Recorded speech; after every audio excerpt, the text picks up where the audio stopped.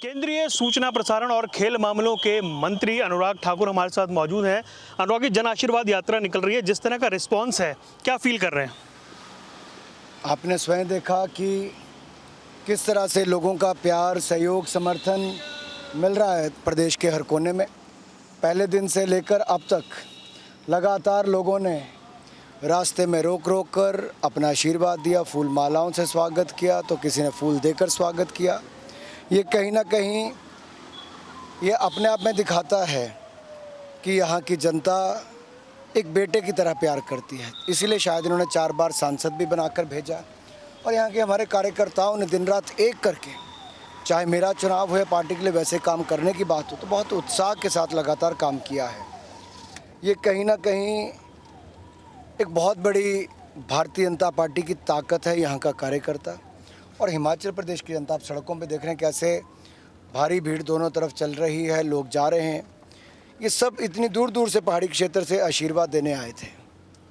अनुराग जी, क्योंकि बार बार ये जिक्र होता है कि छोटा राज्य है, लेकिन जब आपके नाम की घोषणा हुई, क्योंकि सब ये जानना चाह रहे थे कि जब प्रधानमंत्री संसद में इंट्रोडक्शन देंगे, हिमाचल भी देखेगा, पूरा देश भी देखेगा, सारे सांसद मेज थपथपाएंगे, वो नहीं हो पाया। तकलीफ उसकी दिखी है। देखिए, लोगों को ये लगता है कि हमसे जो लोग जुड़े हैं, हर किसी को गौरव महसूस होता है। देखिए, यहाँ पे कोई हिमाचल प्रदेश का व्यक्ति ये नहीं देखता होगा कि मैं कांग्रेस का हूँ, किसी और दल से हूँ। उनको लगता है हिमाचल के एक बेटे को मोदी सरकार में देश में कैबिनेट मंत्री बनाया गया 46 साल की उम्र में। तो लोगों को अपनापन लगता है। कोई भी हो, कोई हो सकता है किसी ने किसी और दल को वोट किया हो, मुझे ना भी किया हो, तब भी उसको लगता है नहीं, ये हिमाचल का प्रतिनिधि दिल्ली में, भारत में, छोटे से राज्य हिमाचल से देश का कैबिनेट मंत्री है। तो वो जो अपनापन है, लोगों को भी लगता है कि उसका जब परिचय होगा तो पूरा हिमाचल उसमें गौरव महसूस करेगा। और वो छीना कहीं ना कहीं कांग्रेस ने। और उसके साथ साथ आप समझिए, जो 28 ओबीसी के मंत्री बने, ओबीसी समाज से आने वाले, 11 महिला मंत्री बनी, 12 अनुसूचित जाति से बने, 8 अनुसूचित जनजाति से बने, 5 अल्पसंख्यक से बने और आज तक की सबसे युवा मंत्रिमंडल ये बना। तो आप तो स्वयं कल्पना कर सकते हैं कि लोगों में कहीं ना कहीं वो गुस्सा तो देश भर में होगा। यही कारण है कि जब जन आशीर्वाद यात्रा लेकर गए कि जनता का आशीर्वाद लेंगे, तब ये भीड़ ना केवल मेरे लिए, देश के कोने कोने में नए मंत्रियों के लिए उमड़ रही है। लेकिन संसद नहीं चल पाई क्योंकि विपक्ष आपको लगातार है, सरकार को घेर रहा है। जो ये पूरा सत्र रहा, क्या सरकार के लिए प्रतिकूल परिस्थितियां हैं? देखिए, सरकार का काम है नए बिल लाना, कानून बनाना, जनता से जुड़ी हुई समस्याओं को अगर कोई उठाना चाहता है, कोई भी प्रश्न विपक्ष पूछना चाहता है, हम उसका सदा उत्तर देते रहे। हम कभी चर्चा से नहीं भागे। लेकिन विपक्ष तो पहले दिन से ही चर्चा नहीं करना चाहता था। उन्होंने कहा था कि हमें वॉश आउट सेशन होगा, धुला हुआ सेशन होगा। मॉनसून, क्योंकि बारिश ने तो धुला नहीं, लेकिन कांग्रेस के रोने के कारण जरूर इसमें फ़र्क पड़ा, क्योंकि मानसिकता ऐसी बन गई थी कि हमने ये चलने नहीं देना। और आप देखिए हुआ क्या, तृणमूल कांग्रेस और कांग्रेस के नेताओं ने आकर मंत्री जी का बयान फाड़ दिया। यहाँ तक कि जब किसानों पे चर्चा मांगी, हमने किसानों पे चर्चा की, तो उस चर्चा को लेकर उन्होंने टेबल पर कूदकर डांस करना शुरू कर दिया। तो किसानों के प्रति कांग्रेस गंभीर ही नहीं है। दूसरा, फिर जब चर्चा शुरू हुई तो एक दिन गिरेबान में हाथ डाल दिया महिला सिक्योरिटी अफसर के। किसने? कांग्रेस की महिला सांसदों ने। ये देश ने कभी नहीं देखा था। ये इतना खराब दौर भारतीय लोकतंत्र में शर्मसार करने वाला उस दल ने किया जो भारत में सबसे ज़्यादा साल राज किया, सबसे पुरानी राजनीतिक दल कांग्रेस। तृणमूल कांग्रेस ने भी इसी तरह से हंगामा किया, हुल्लड़बाजी की और यहाँ तक कि शीशे तोड़ दिए, और वो भी सिक्योरिटी अफसर को जाकर लगे। ये किस तरह की राजनीति है? ऐसा तो लोग सड़कों पर भी पसंद नहीं करते कि किसी का कोई टेबल पर डांस करे, कोई गिरेबान में हाथ डाले, कोई शीशे तोड़ने पे आ जाए। ये लोग इस तरह के व्यवहार को पसंद नहीं करते। अनुराग जी, जो जिम्मेदारी आपको कैबिनेट में मिली है, जो मंत्रालय आपको मिले हैं, वो इस देश की राजनीति के दिग्गज स्टालवर्ट जिन्हें कहते हैं, उनके पास रहे हैं। जाहिर सी बात है कि जो टॉप लीडरशिप है उसको आपसे अपेक्षा भी बहुत है और आपकी जिम्मेदारी भी बढ़ गई है। मैं मोदी जी का धन्यवादी हूँ, आभारी हूँ, जिन्होंने मुझे नई जिम्मेदारी दी। मैं तो केवल इतना ही कहूँगा कि जो उनको मुझसे उम्मीदें हैं या जो मेरे हिमाचल प्रदेश की जनता को मुझसे उम्मीदें हैं, उन पर मैं खरा उतरने का हर संभव प्रयास करूँगा, मेहनत करूँगा और अपनी ओर से पूरा डिलीवर करने की कोशिश करूँगा। पहले भी करने का प्रयास किया है, जब सांसद था तब भी, जब वित्त राज्य मंत्री बना तब भी प्रयास किया, और अब भी कोई कमी नहीं छोड़ूंगा। संगठन और सरकार में हिमाचल प्रदेश की भूमिका बहुत बड़ी हो गई है, बहुत अहम हो गई है। इसे किस नज़रिए से देखते हैं आप? देखिए, हमारे लिए गौरव की बात है कि हिमाचल प्रदेश एक छोटा सा राज्य, लेकिन उसके बावजूद आदरणीय नड्डा जी हमारे राष्ट्रीय अध्यक्ष बने। मुझे कैबिनेट मंत्री बन के विभागों की जिम्मेदारी दी गई, एक नहीं दो की दी गई। तो मैं समझता हूँ हम सब के लिए एक सौभाग्य है, छोटे से राज्य से हमारे कार्यकर्ताओं की मेहनत के कारण और मोदी जी के आशीर्वाद के कारण ये संभव हो पाया। जब हमीरपुर में आपका प्रचार चल रहा था, हम यहीं थे, गृह मंत्री अमित शाह उस वक्त आए, उन्होंने कहा कि चौथी बार जिताइए, मैं अनुराग को बड़ा नेता बनाऊंगा। अनुराग ठाकुर की कामयाबी का राज क्या है? आपने बिल्कुल ठीक कहा। अमित भाई उस समय राष्ट्रीय अध्यक्ष भी थे और बिलासपुर की ही धरती पर एक आम जनसभा में उन्होंने कहा था कि अनुराग को आप जिता कर दीजिए, बड़ा नेता बनाने की जिम्मेदारी मेरी है। उन्होंने कहा था कि उन्होंने मुझे तब देखा जब मैं लाठियां खाता था, पानी की बौछारें झेलता था, गिरफ्तारियां देता था। किसके लिए? कांग्रेस के भ्रष्टाचार के खिलाफ आंदोलन करता था, भारतीय जनता पार्टी के संगठन को मजबूत करता था। ये उनका बड़प्पन था अमित भाई का, जो उन्होंने मेरे काम को पब्लिकली सराहा भी, पीठ भी थपथपाई और जनता को विश्वास भी दिलाया कि जिता कर आप भेजिए, आगे बढ़ाने का काम मेरा रहेगा। और मैं धन्यवादी हूँ प्रधानमंत्री मोदी जी का, आदरणीय अमित भाई का और आदरणीय नड्डा जी का, कि जिन्होंने मुझ पर विश्वास रखा, मंत्री भी बनाया, पहले राज्य मंत्री, और अब कैबिनेट की पोस्ट दी है मोदी जी के मंत्रिमंडल में। अपने आप में बहुत एक तरह से गर्व की बात मेरे लिए तो है ही कि जिम्मेदारी बड़ी है, लेकिन छोटे से राज्य हिमाचल प्रदेश के लिए एक बड़ी जिम्मेदारी है। हिमाचल में जिस तरह का उत्साह हम देख रहे हैं, भले ही 40 दिन बाद सही, लेकिन ऐसा लग रहा है कल की बात है, हर कोई आपसे मिलना चाहता है और आप भी किसी को निराश नहीं कर रहे हैं, बड़ी भीड़ उमड़ रही है।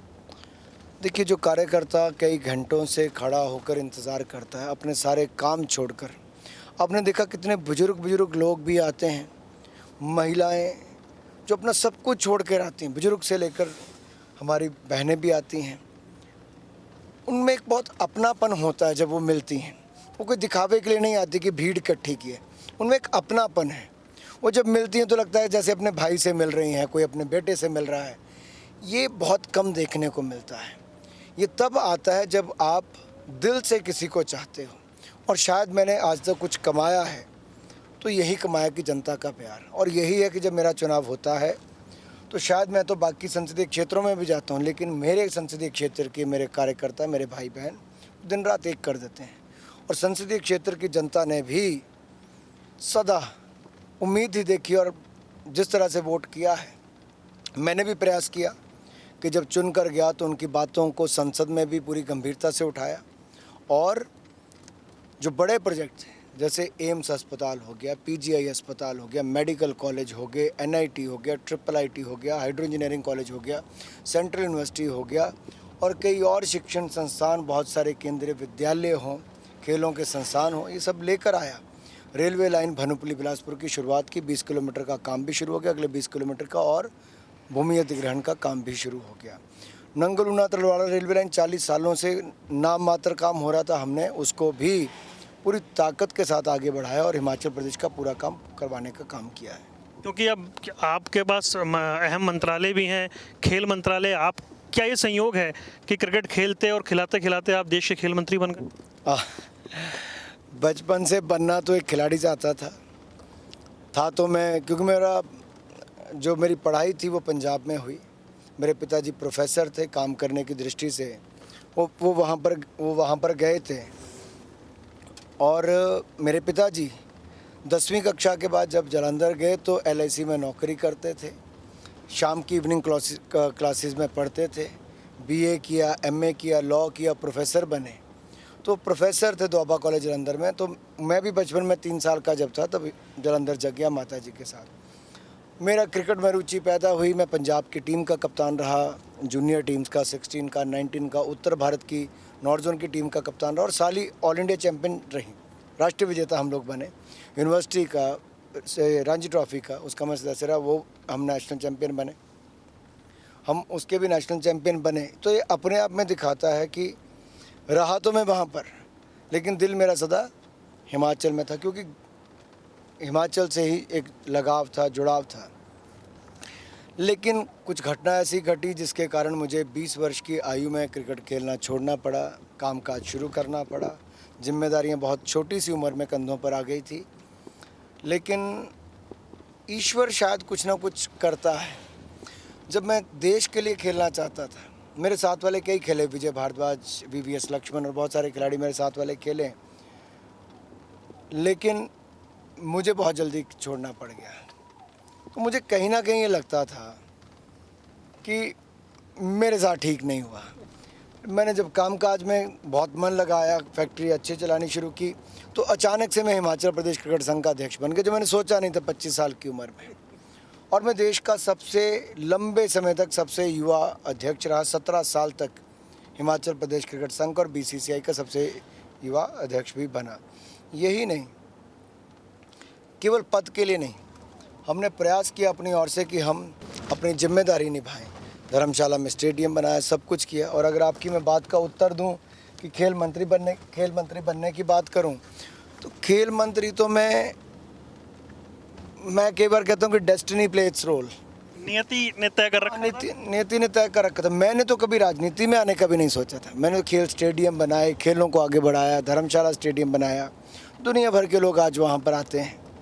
मैंने जीवन में कभी नहीं सोचा था मैं MP भी बनूंगा, कभी राजनीति में आऊँगा। आज देश का मंत्री हूँ। एक तरह से इस बात का कहीं ना कहीं प्रसन्नता भी है कि मुझे जिम्मेदारी मिली है, लेकिन कहीं ना कहीं इस बात का एहसास है कि बहुत बड़ी जिम्मेदारी, बहुत कुछ करना है, और उस देश में करना है जो देश दुनिया के सबसे युवा देशों में से एक है। वहाँ पर खेलों के लिए बहुत कुछ करना है, वहाँ के युवाओं को राष्ट्र निर्माण में लगाने के लिए बहुत कुछ करना है। मोदी जी जिस तरह से जन भागीदारी से जन आंदोलन, आज़ादी के 75 वर्ष अमृत महोत्सव को बनाना चाहते हैं, उसके लिए बहुत कुछ करना है। इसलिए अपार संभावनाएं हैं खेलों के क्षेत्र में, युवाओं कार्यक्रम के क्षेत्र में, और मैं चाहूँगा कि मीडिया के मित्र भी हमें लगातार अपने सुझाव दें। युवा भी, जो आपके लाखों आपके दर्शक देश भर में MH1 के, मैं चाहता हूँ कि वो भी आपके चैनल के माध्यम से ज़रूर सुझाव दें कि हम क्या क्या और कर सकते हैं। एक बिल्कुल आखिरी सवाल है सर मेरा, कोई ड्रीम प्रोजेक्ट, कोई ऐसा विज़न, कुछ एक ऐसी चीज़ है जो आप करना चाहते हैं? देखिए, जहाँ तक हिमाचल में मेरे मन में सदा ये था कि मैं हर ज़िले में क्रिकेट स्टेडियम बनाऊँ। मैंने बनाए 4-5 ज़िलों में, लेकिन बाकी ज़िलों में ज़मीन उपलब्ध नहीं हुई। मेरा आज भी मानना है कि अगर हिमाचल के हर ज़िले में ज़मीन मिलेगी तो हर ज़िले में स्टेडियम बना कर देंगे। लेकिन उसके अलावा युवा के लिए बहुत कुछ करने की ज़रूरत है। आज का युवा बहुत प्रतिभाशाली है। मेरा मानना है हिमाचल, देवभूमि हिमाचल की कला और संस्कृति बहुत कुछ दुनिया को ऑफ़र कर सकती, बहुत कुछ दे सकती, बहुत कुछ हिमाचल की कला संस्कृति में है जो दुनिया के हमें पहुंचाना चाहिए। यहाँ की आर्ट, गुलेर पेंटिंग्स की बात करूँ, कांगड़ा पेंटिंग्स की बात करूँ, रॉरिक आर्ट गैलरी की बात करूँ, जो रॉरिक एक बहुत मशहूर पेंटर रशिया के हुए, उनका बहुत काम हिंदुस्तान में हुआ, नगर में, कुल्लू मनाली में भी रहे वो। इसके अलावा जो हिमाचल का संगीत है वो इतना मीठा, इतनी मिठास है उसमें। हिमाचल के डांस से लेकर फोकलोर की हम बात करें तो बहुत कुछ दिखाने के लिए है। मैं इसको वापस बिल्ड करना चाहता हूँ। मेरे मन में ये था, कोविड आ गया, मेरा 1.5 साल उसमें ख़राब हो गया, नहीं तो आज तक आप शायद इसमें कुछ कदम देखते। अब मैं इसको वापस शुरू करने वाला हूं ताकि हिमाचल की कला और संस्कृति को देश और दुनिया के अलग अलग कोनों तक पहुंचाऊं। अनुराग जी, आपने हमारे लिए वक्त निकाला, हमसे बात की, आपका बहुत बहुत शुक्रिया और भविष्य के लिए बहुत बहुत शुभकामनाएं। आपका बहुत बहुत धन्यवाद वरुण जी। ये थे हमारे साथ भारत सरकार के सूचना प्रसारण और खेल मंत्री अनुराग ठाकुर। इस खास पेशकश में इतना ही, दीजिए इजाज़त, नमस्कार।